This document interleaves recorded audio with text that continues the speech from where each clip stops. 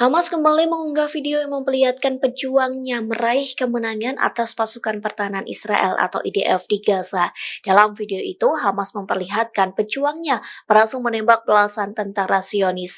Tak jarang, Hamas terus menargetkan kepala tentara Israel secara langsung. Bahkan dalam serangan tersebut, seorang pejuang Hamas mampu berduel dengan segerombol tentara Zionis. Dengan taktiknya, pejuang Hamas berhasil menyerang IDF dari lubang yang berada di gedung Gaza.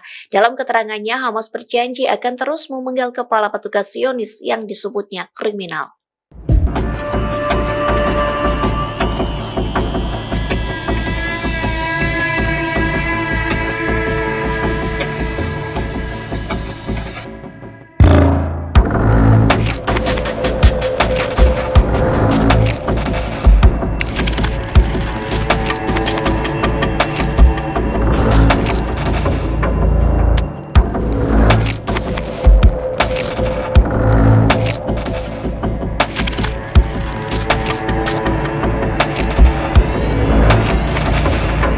Download Tribun X sekarang, menghadirkan lokal menjadi Indonesia.